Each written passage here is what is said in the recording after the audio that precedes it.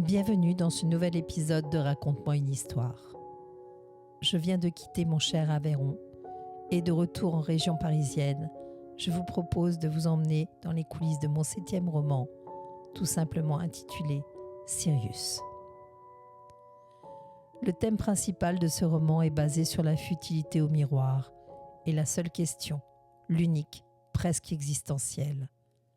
Les gens peuvent-ils changer ? Pour y répondre, j'ai imaginé un personnage, Sirius.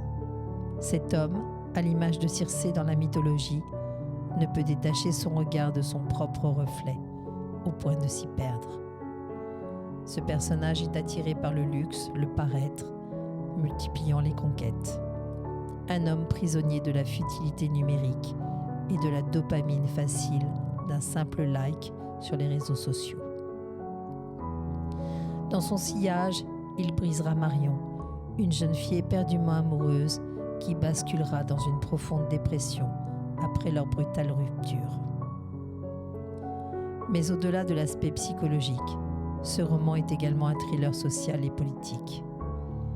Sirius travaille dans le secteur des assurances. C'est là que j'ai voulu en créer une critique très actuelle et documentée de ces sociétés. J'ai orienté mes recherches sur l'évolution de nos contrats d'assurance face au changement climatique. Savez-vous qu'aujourd'hui, les compagnies se retranchent derrière les prévisions météorologiques ? Si une alerte est déclarée et que vous n'avez pas fait le nécessaire pour protéger vos biens, vous ne serez pas remboursé. C'est leur nouvelle politique.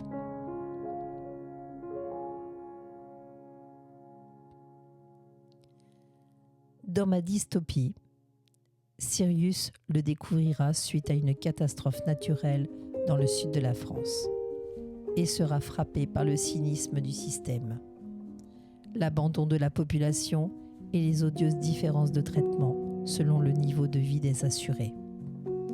Cela sera le choc de trop. Fragilisé, esseulé, il basculera dans un violent burn-out.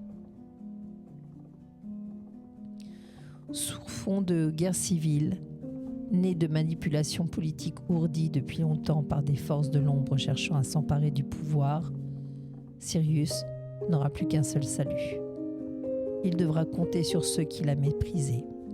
Marion, son ex-compagne, et le petit restaurateur libanais qu'il jugeait avec condescendance. L'histoire s'étire à travers une géographie bouleversée. Du quartier de la Défense à Paris, figé sous un ciel hivernal et neigeux, au quartier latin, d'où mes personnages devront fuir.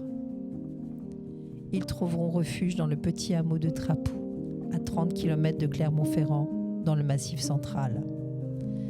C'est là, face à la jalousie et à la violence gratuite, que Sirius devra s'occuper de 2 enfants qui ne sont pas les siens, apprenant enfin à devenir meilleur.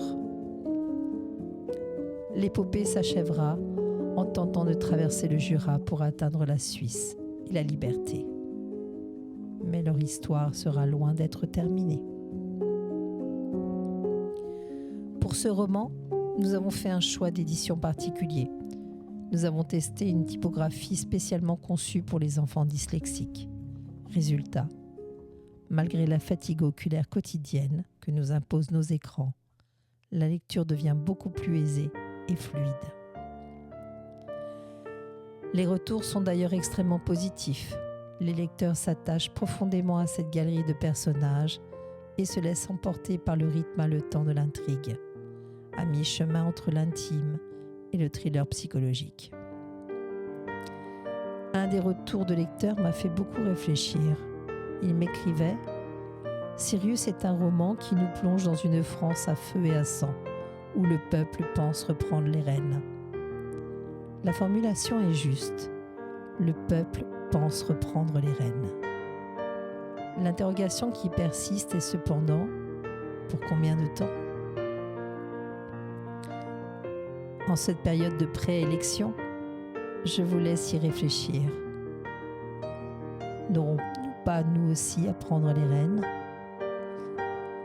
Si vous souhaitez découvrir Sirius, n'hésitez pas à me le commander par message privé ou directement via ma bibliothèque Colibri, dont le lien se trouve sur ma page YouTube. D'ici là, prenez grand soin de vous, bonne rentrée et à très vite pour l'histoire de mon 8e roman.